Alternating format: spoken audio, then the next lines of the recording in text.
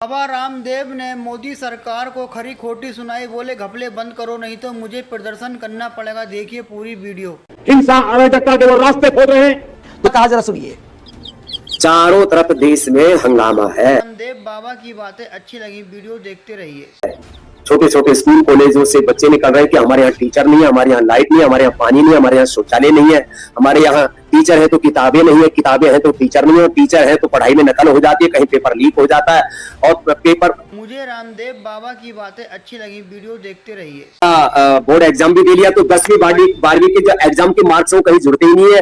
Competitive exams के आधार पर ही आगे यूनिवर्सिटी में सिलेक्शन होता है और उसके बाद में फिर जो है जब कहीं नौकरी की बारी आए, खास करके गवर्नमेंट जॉब्स में इंटरव्यू के दौरान 90 से 99% घोटाला होता है। अपने विचार, अपने संस्कार, अपने संगठन, अपने ही जाति वर्ग समुदाय के लोगों को ठोक लेते हैं और बाकी को बाहर धक्का मार देते हैं।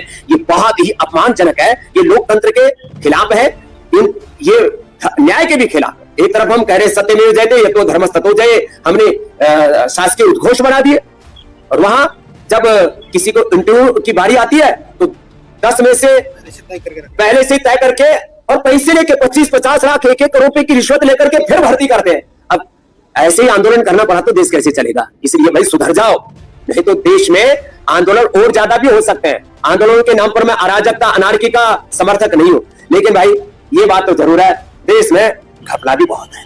ये घपले ठीक कर लो, नहीं तो कहीं ऐसा ना हो कि बाबा रामदेव को दोबारा आंदोलन करना पड़े। देश केवल कुछ राजनीतिक पार्टियों का नहीं, देश केवल सत्ता पर काबिज लोगों का ही नहीं है, कुछ एमएलए एमपी या सीएम या पीएम का, प्रेसिडेंट का ही नहीं है। देश 145 करोड़ भारतीयों का है। जो अधिकार और जो कर्तव्य इस देश के प्रधानमंत्री और राष्ट्रपति के उतने ही ऊंचे कर्तव्य और उतने ही अधिकार इस देश के प्रत्येक नागरिक के, इसको कहते हैं स्वतंत्रता। और ये अधिकार देता हमारा संविधान।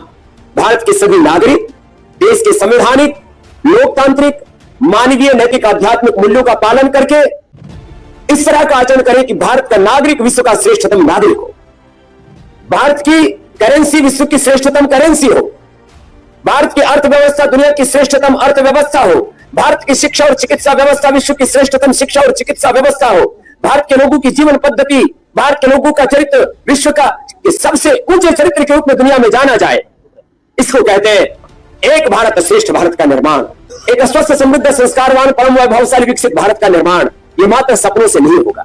इसके लिए 145 करोड़ लोगों को सामूहिक रूप से पुरुषार्थ करना पड़ेगा और एक दूसरे के प्रति जो घृणा और नफरत है उसको खत्म करना पड़ेगा। दुर्भाग्य से सड़कों से लेकर के संसद तक आज घृणा और नफरत का ऐसा वातावरण बना है, पक्ष और विपक्ष में ऐसी घृणा हो गई है मानो देश की संसद में हिंदुस्तान और पाकिस्तान के रूप में मानो दो लोग आपस में आमने सामने खड़े और एक दूसरे के प्रति नफरत और घृणा कर रहे हो। पक्ष और प्रतिपक्ष होना चाहिए, एक दूसरे के साथ शत्रुता नहीं होनी चाहिए।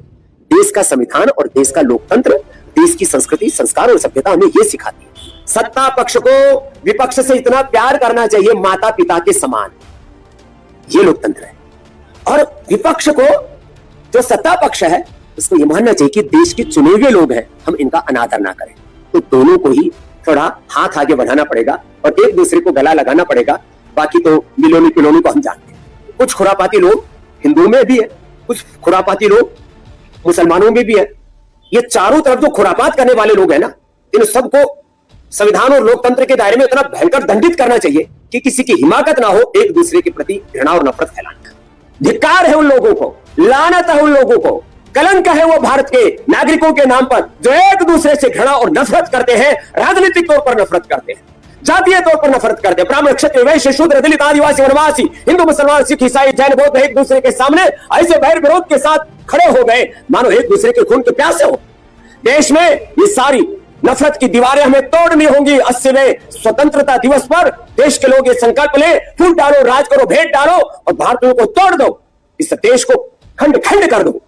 आज घृणा और नफरत का ऐसा वातावरण बना है, पक्ष और विपक्ष में ऐसी घृणा हो गई है मानो देश की संसद में हिंदुस्तान और पाकिस्तान के रूप में मानो दो लोग आपस में आमने सामने खड़े और एक दूसरे के प्रति। वीडियो में आपने देखा कि रामदेव बाबा सरकार की फटकार लगा रहे हैं। देखिए उन्होंने कहा घोटाले पे घोटाला, घपले पे घपला होता रहता है।